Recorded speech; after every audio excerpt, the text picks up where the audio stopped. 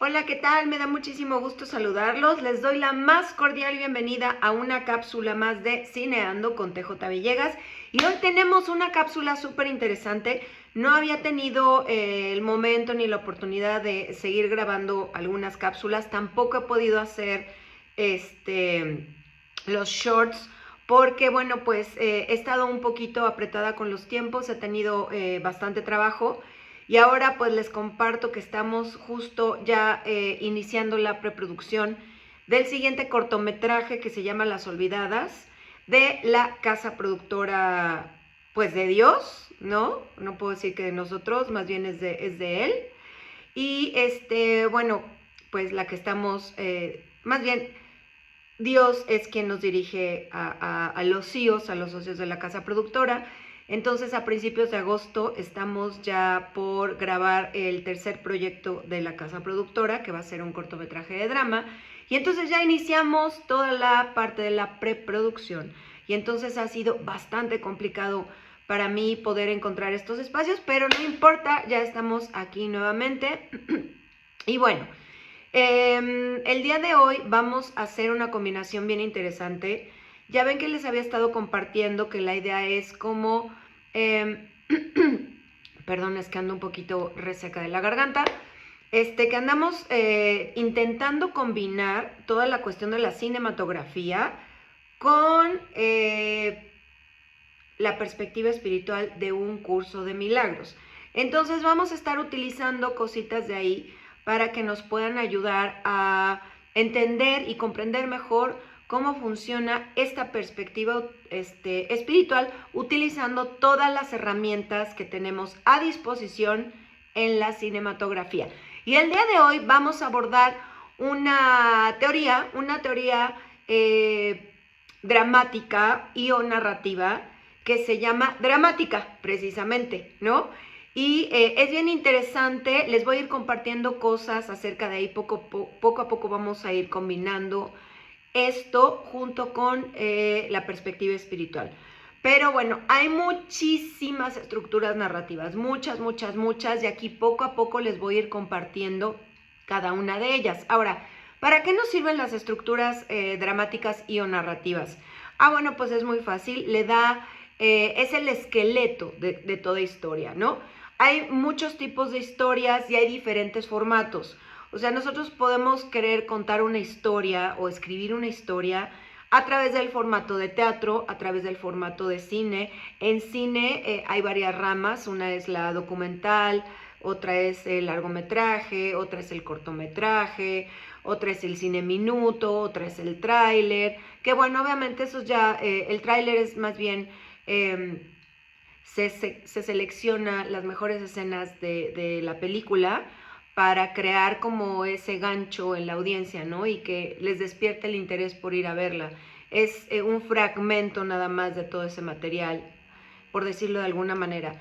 Hay, por ejemplo, en la televisión, pues también tenemos lo que son las series, tenemos lo que son las telenovelas, hay quien dice que hay teleseries, ahora ya les dicen serielas, ¿no?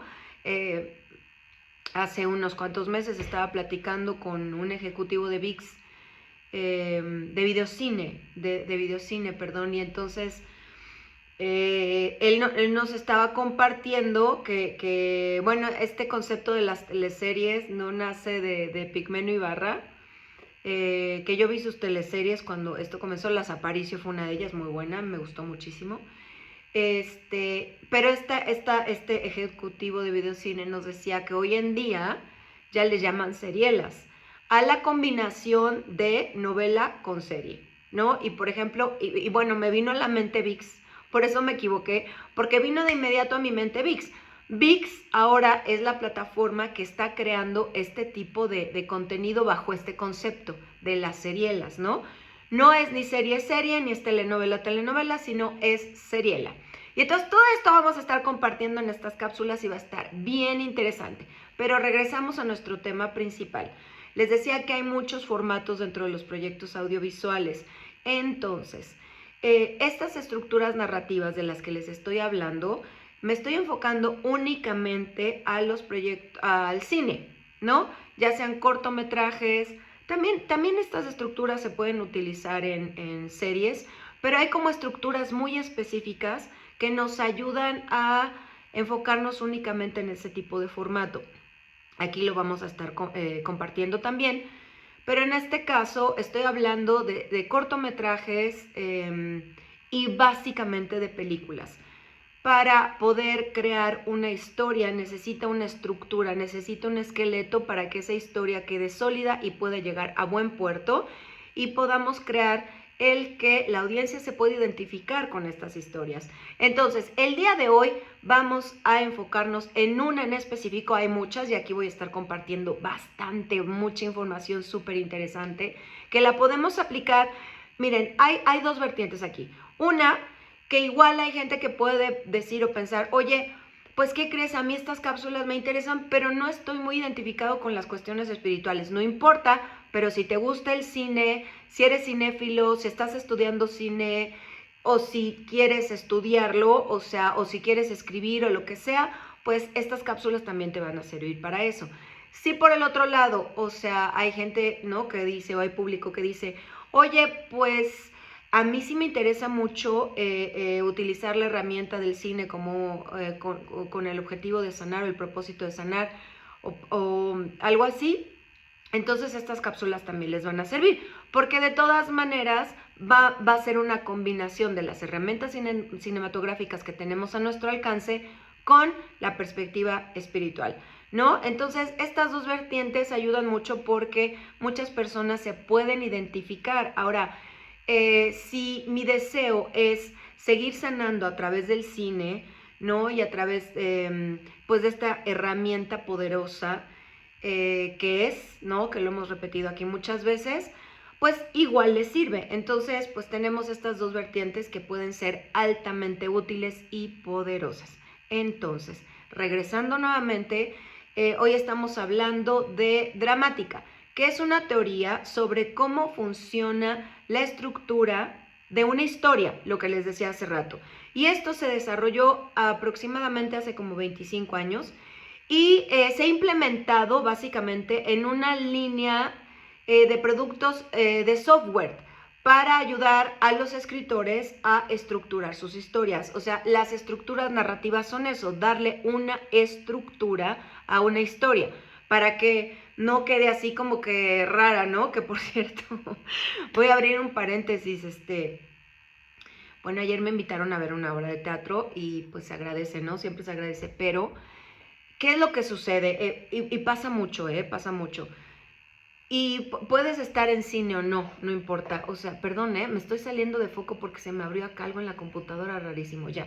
Puedes estar ahí o no, pero la estructura te ayuda a eso, ¿no?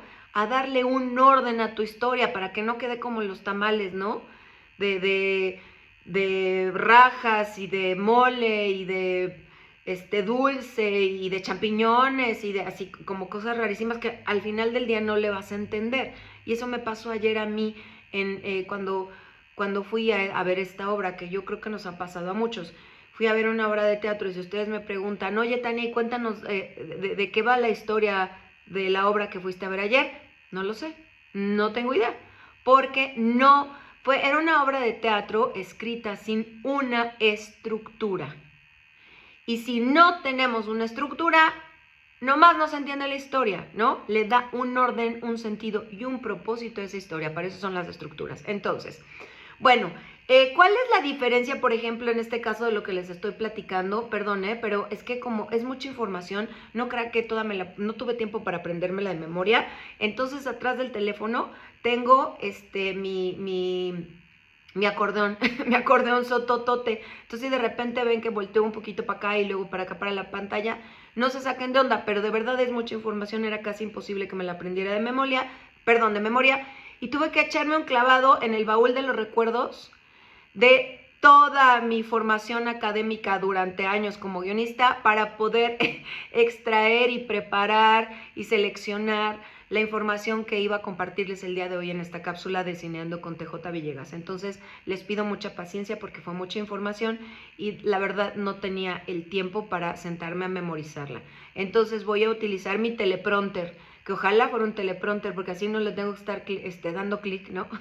Pero bueno, el teleprompter es esta pantalla donde de repente utilizan los conductores o los conductores de noticieros, conductores de eventos importantes, por ejemplo los Óscares, ¿no? O sea, ahí tienen un teleprompter y los actores están hablando y el teleprompter es una pantallita donde está pasando todo el texto, porque muchas veces es muy difícil memorizarlo. Traen apuntador también, pero tienen un teleprompter y entonces ahí van diciendo, obviamente todo lo que los actores dicen en este tipo de eventos está previamente escrito, ellos solo lo van repitiendo. Es imposible también memorizarlo porque es muchísimo texto.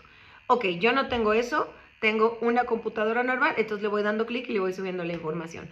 Ok, a ver, ¿cuál es la diferencia de esta teoría de dramática con respecto a las demás? Pues muy fácil, que la dramática se concentra en un concepto en específico, que es la que la distingue, ¿no? Y de otros métodos para desarrollar historias. Y ese concepto se llama mente narrativa. ¿Qué es la mente narrativa? No es nada complicado, miren. Dicho concepto explica que cada individuo, lo estoy leyendo ahora, puede dedicar toda su atención a un enfoque único para resolver los problemas individuales o bien grupales o explorar un tema de interés común.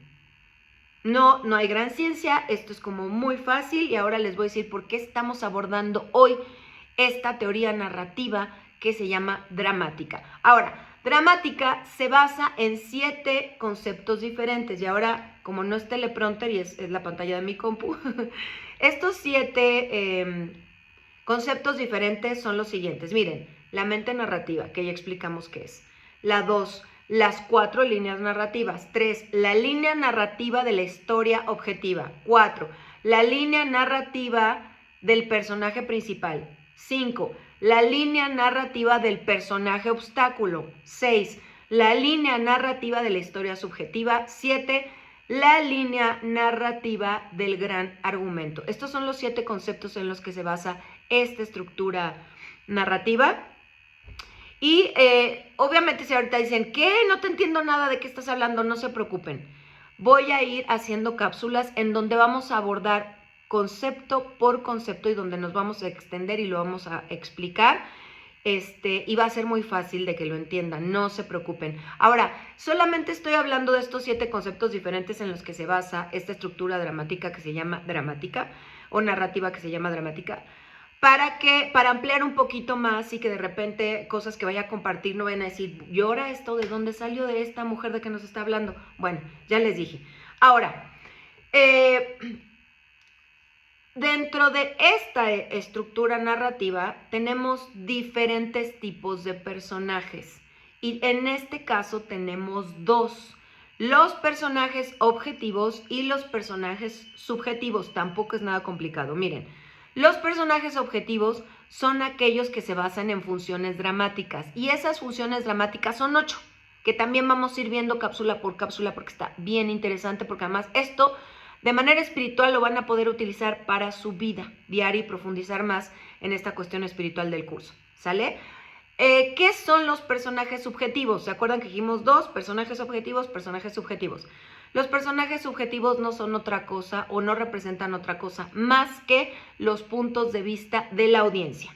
Punto. No nos vamos a extender más, vamos a ir profundizando poco a poco, pero el objetivo de esta cápsula es otro, por eso no me voy a detener tanto, pero sí para mí era importante de manera generalizada explicarles un poco más acerca de esta estructura narrativa que es dramática. Ahora, dentro de lo que son estas funciones dramáticas que se derivan de los personajes objetivos, que ya hablamos que son los personajes que representan 8 diferentes funciones dramáticas, encontramos a lo que es el protagonista. Aquí es donde se empieza a poner bueno y me tengo que ir un poquito rápido porque no me quiero exceder de 30 minutos, aunque yo sé que se lo repito y se lo repito y se lo repito y la boca no me para y hablo y hablo y hablo, pero quiero hacerlo más dinámico, ¿vale? Entonces, ¿qué es el protagonista de una historia? Aquí se empieza a poner, bueno, es bien interesante. Miren, el protagonista de una historia, acorde con esta estructura narrativa, porque en otras estructuras narrativas o dramáticas el protagonista tiene un concepto diferente. En esta en particular les voy a leer lo siguiente. El protagonista arquetípico es el que se considera principalmente como el que propone e impulsa el esfuerzo por lograr el objetivo de la historia. Fácil, ¿no? Lo vamos a repetir. ¿Quién es el protagonista de una historia de acuerdo a lo que nos explica esta estructura narrativa que se llama dramática? El protagonista es principalmente el que propone e impulsa el esfuerzo por lograr el objetivo de la historia. ¿Cuál es el objetivo de la historia? Pues depende, porque hay muchísimas historias, tenemos 1 millón de películas, entonces no podemos hablar ahora de un objetivo de una única historia. Estamos hablando en general de todas las historias, ¿no? Sin importar los formatos, pero ahora recuerden que esta estructura narrativa se utiliza particularmente para cine. Se puede también para novelas, para crear novelas también. Pero aquí estamos hablando de cine, entonces nos vamos a enfocar solo en lo que es cine, ¿vale? Ahora, cuando nos dice el protagonista arquetípico, arquetipo, según la psicología, para que nos quede un poco más claro, no es otra cosa más que la representación, una representación que se considera modelo de cualquier manifestación de la realidad. No nos vamos a complicar tampoco, no es la idea, hasta ahí lo dejamos, ¿no? Ahora, dentro de estos otros personajes objetivos, tenemos al antagonista. El antagonista arquetípico, de acuerdo a esta estructura narrativa, es diametralmente opuesto al logro exitoso de la meta por parte del protagonista. Es decir, un protagonista tiene un propósito y un antagonista aparece para intentar detenerlo, ¿no? O sea, el antagonista no es otro que aquel que entorpece, obstaculiza o más bien impide que el protagonista logre el objetivo de la historia, ¿no? Ok, recapitulamos. Recordamos quién es el protagonista de una historia. Es principalmente el que propone e impulsa el esfuerzo por lograr el objetivo de la historia, y el antagonista, sin más complicaciones, es el que lo impide o trata de impedirlo, ¿no? Ahora, aquí se abre algo bien interesante, fíjense. Es decir, un protagonista tiene un propósito y el antagonista aparece para intentar impedirlo. Eso ya nos quedó súper, súper, súper claro. ¿Pero qué sucede? Bueno, les voy a contar qué sucede. A veces tenemos historias o tenemos películas en las que ocurre al revés, y esto es súper interesante. ¿Por qué? Porque en algunas películas el antagonista puede tener un objetivo propio que cause repercusiones negativas o que vaya a causar repercusiones negativas, y entonces el objetivo del protagonista es detenerlo. Es al revés. También tenemos este tipo de historias acorde con dramática, esta estructura narrativa que es una de tantas, ¿vale? Entonces, es bien interesante porque, por ejemplo, si hablamos del primer planteamiento, ¿no? Por ejemplo, vámonos con las películas, ¿no? Las películas en las que tenemos un protagonista que está tratando de impulsar o de proponer, ¿no?, el esfuerzo por lograr el objetivo de una historia, y aparece el antagonista. Perdón, voy a tomar tantita agua. Y aparece el antagonista para tratar de impedírselo. ¿Cómo qué películas? Hay muchas, no me voy a extender demasiado porque no es la idea. De hecho, miren, ya me voy a pasar casi. No, voy bien. Hay 1 millón de películas, pero ustedes a lo mejor ahorita que lo estamos platicando, compartiendo, se les vienen películas a la mente. Si se les vienen más películas con este ejemplo en específico, por favor compartan, ahí pueden compartir en los chats. Estaría padrísima si se acuerdan. ¿Qué películas? Tenemos, por ejemplo, la película de Elvis, dirigida por Baz Luhrmann.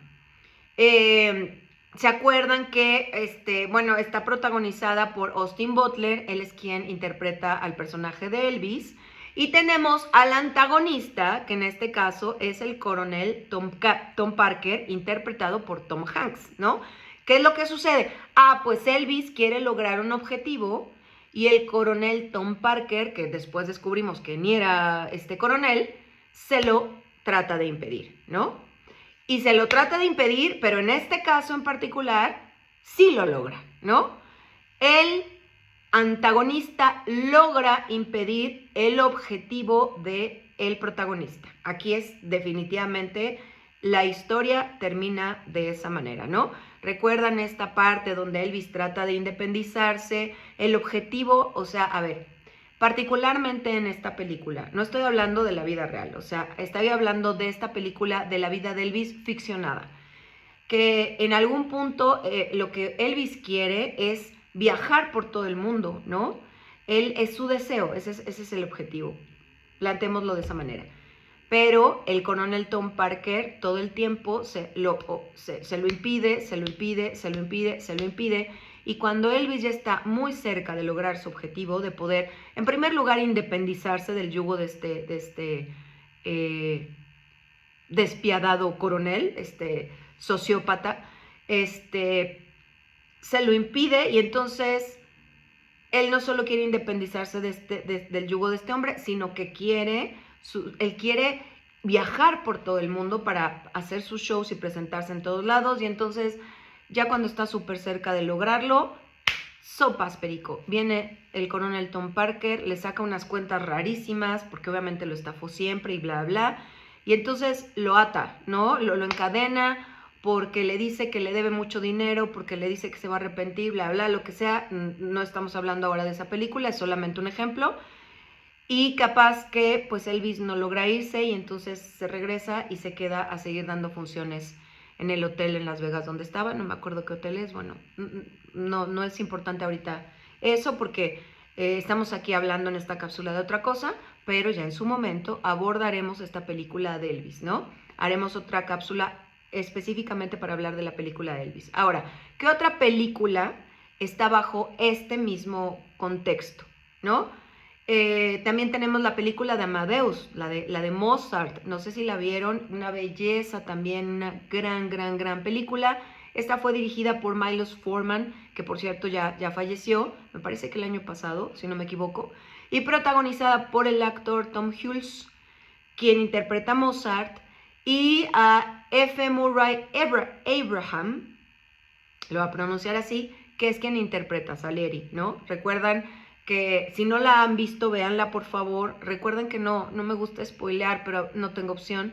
Entonces, o sea, tiene un objetivo Mozart como protagonista y de repente aparece el antagonista que es Salieri y lo obstaculiza todo el tiempo. Y aquí en esta película también pareciera que el antagonista logra el objetivo de impedir que el protagonista logre el objetivo, ¿no? O sea, ahí también en esa película, al final del día, Mozart no lo logra. Él quiere terminar una obra, ¿no? Y resulta que la deja inconclusa. Y si no mal recuerdo, Salieri el que la termina, pero bueno, es que también Salieri, o sea, es que estas películas me encantan porque habla de una envidia profunda, oigan. Estos no son celos, ¿eh? En el caso de las películas por la historia de ficción, no estoy hablando de esto en la vida real, todas estas películas se basan en historias de la vida real, pero eso es otra cosa, estoy hablando solo en este material de ficción, esta historia de ficción. Esto de la envidia es fuertísimo porque una cosa es tenerle celos a alguien y es una cuestión muy humana, nos seguimos creyendo un cuerpo, pues sí, eso sucede, pero la envidia es otra cosa. La envidia completamente lo que busca es destruir a la persona, o sea, destruirla. No tenerle celos de, ay, mira, me comparo con esa persona y tengo celos. No, la envidia destruye. Y miren, ahora sí que nada es casualidad en la vida. Justo estas películas fueron las que seleccioné para platicar de ellas a raíz de este concepto que estoy explicando, pero bueno, nada es casualidad. Seguimos trabajando todas estas creencias en la mente. Y otro ejemplo de esta película, por ejemplo, es Foxcatcher. No sé si la vieron, si no la han visto también se las recomiendo ampliamente. Es una gran película. Estas tres películas van más o menos por la misma línea, son muy parecidas. Y pues si no la han visto, o bueno, si la vieron, no sé si recuerdan, que es la historia de este luchador grecorromano, si no me equivoco, que está protagonizada por Channing Tatum, quien es Mark Schultz, que ese es el personaje de la historia, él es el luchador dentro de la historia. Y Steven Carell, ¿no? Es quien interpreta a John Eletier Dupont, que es como su sponsor, ¿no? Es el patrocinador, es el que empieza a apoyar a este luchador cuando lo conoce y se da cuenta que pues tiene mucha capacidad y mucho talento deportivo, que ya después nos enteramos de más cosas que no era tanto por ahí, sino que también le gustaba y le cerraba el ojo y bla, bla. Y entonces, pero aparece el hermano de Mark Schultz en la escena y bueno, es todo súper caótico. Pero aquí también nos damos cuenta que Mark Schultz, que es el personaje de la historia, tiene un objetivo y entonces aparece John Eletier Dupont para impedir que este personaje logre el objetivo. Y este es un ejemplo más en el que el protagonista dentro de la película de la historia de ficción no lo logra, ¿no? Efectivamente, estos tres antagonistas en estos tres casos logran su objetivo de impedirle al protagonista que logre el objetivo. Lo que les estoy compartiendo, seguramente ustedes se van a acordar de más películas. No estoy compartiendo más para no extenderme, pero hay muchísimas. Pero no importa, les repito que en el chat ahí, ¿no? Ahí podemos estar compartiendo más casos de estos. Si se acuerdan de más, padrísimo que las compartan. Ahora, ¿qué ejemplos tenemos de la parte contraria que ya explicamos? Cuando el antagonista, al revés, es cuando el antagonista quiere lograr un objetivo que, por supuesto que como antagonista no hay de otra, va a traer repercusiones negativas dentro de la historia, por supuesto, porque es el antagonista. Y entonces el protagonista, al revés, es quien trata de impedírselo o se lo impide.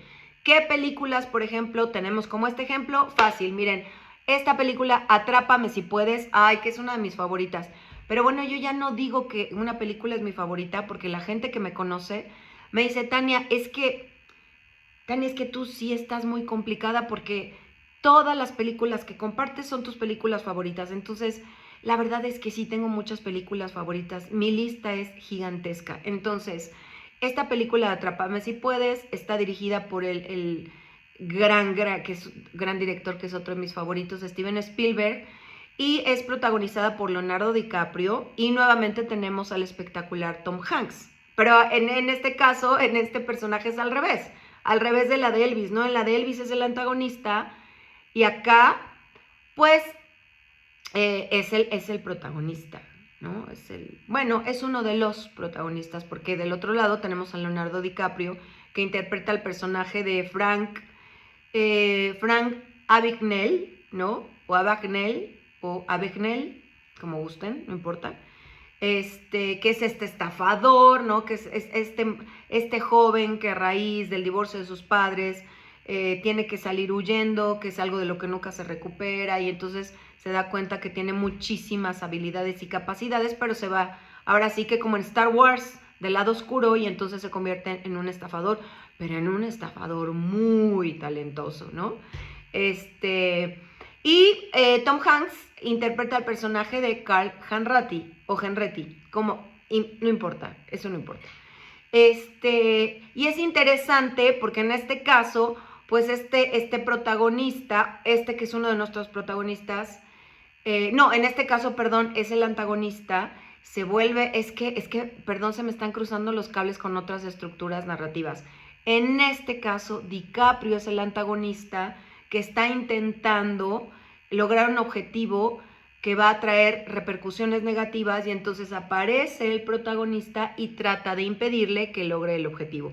Y en esta película, por ejemplo, el final es maravilloso porque el cometido de Carl Hanratty, que es quien interpreta, que es interpretado por Tom Hanks, es maravilloso porque además logra hacer, ¿no?, que Frank cambie, al final cambia, o sea, este final es espectacular, no es un final triste, por el contrario, recordemos, no sabemos cómo haya sido en la vida real, porque también esta película está basada en un caso de la vida real, pero lo que sí sabemos que en la película, al menos, él su vida da un giro de 180 grados y entonces se pasa del otro lado, o sea, es maravillosa. Otra película de este tipo podría ser El Joker, dirigida por Todd Phillips, en donde vemos la historia de Arthur Fleck, interpretada por el gran Joaquín Phoenix. Y es igual, o sea, este personaje es un antagonista, persigue un objetivo que va a traer repercusiones negativas y de repente vemos, ¿no?, que tenemos otros protagónicos, que en este caso son los policías, que lo están persiguiendo y que están intentando evitar el objetivo de Arthur Fleck, ¿no? O sea, es también claro como el agua. Y el último ejemplo que tenemos aquí, porque ya me tengo que apurar, es, esta película, fíjense que también la amo, se las recomiendo, todas estas películas se las recomiendo. Y si ya las vieron, vuélvanlas a ver para que chequen y digan, ok, es verdad, este es el protagonista, este es el antagonista, esto es lo que hace, ¿no? Y entonces tenemos Enemigos Públicos, dirigida por Michael Mann, que es esta película que habla de John Dillinger, interpretado por Johnny Depp, y por Christian Bale, que es quien interpreta a Melvin Purvis, que es buenísima porque John Dillinger es el antagonista, es el asaltabancos, es el criminal, es el malo, tiene un objetivo que va a traer repercusiones negativas y entonces viene el protagonista, que es Christian Bale, Melvin Purvis, que es el que finalmente impide, ¿no?, que es este agente del FBI que le impide a John Dillinger lograr el objetivo.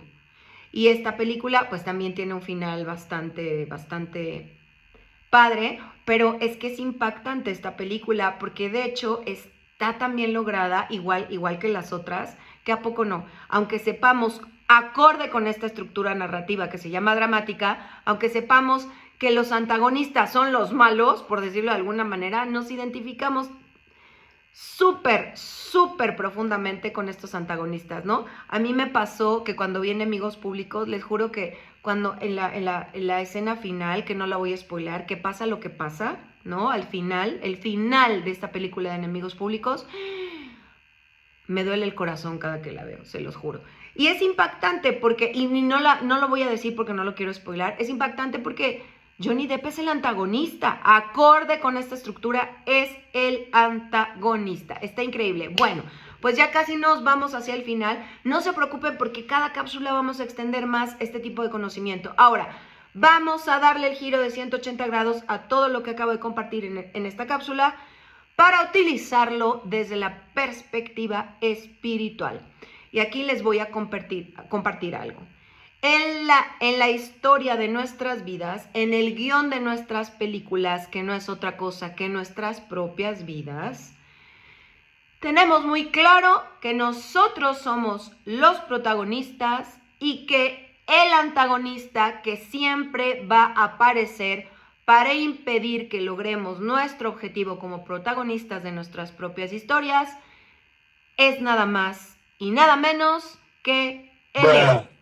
El ego es, simbólicamente trasladándolo a estas herramientas cinematográficas, es nuestro antagonista. Y que además, si esto lo trasladáramos verdaderamente a una película y nuestra vida se convirtiera o se hiciera una película, va a terminar como las primeras películas de las que hablamos, ¿no? O sea, seguramente. Bueno, no queremos que tenga ese final de las otras películas donde los protagonistas no logran su objetivo. En este caso no es así, el objetivo de nosotros está logrado, así lo dice y lo dicta un curso de milagros. Pero en este caso lo que podemos ver es nuestro objetivo como los protagonistas de nuestras películas y de nuestras historias es regresar al lado de nuestro Padre, es despertar de este sueño en el que vivimos para poder regresar al lado de nuestro Padre, ¿no? Estamos dormidos, la mente está dormida y ese es el objetivo. ¿Y qué sucede con el ego, que es nuestro antagonista? Está constantemente utilizando 1.000.000 de herramientas para impedir que regresemos a nuestro hogar, que recordemos quiénes somos verdaderamente, y es el que nos está impidiendo e impidiendo e impidiendo. Pero no ganó, no ganará, ¿no? Esta será una historia y una película verdaderamente con un final feliz. Ya está hecho y el final feliz es que ya regresamos al lado de nuestro Padre. Esto solo es el pasado, lo que estamos viviendo, no es el momento presente. El objetivo como protagonistas fue logrado, ya estamos de regreso al lado de nuestro Padre, en nuestro hogar, pero necesitamos recordarlo y despertar a la mente que está dormida. Ahora, yo les comparto una parte final para ya cerrar y no extenderme más, porque de hecho ya me pasé por unos minutos, tendría que haber acabado hace 6 minutos, pero no importa, es importante esto. Hagan una reflexión, vayan hacia adentro con todo esto que acabamos de compartir en la cápsula de hoy. Y si tienen el espacio, que además sí estoy convencida que estos espacios les van a ayudar mucho porque es dedicárselo a ustedes, ¿no? Es salirse un poco del mundo y estar con ustedes bajo la guía del espíritu, por supuesto.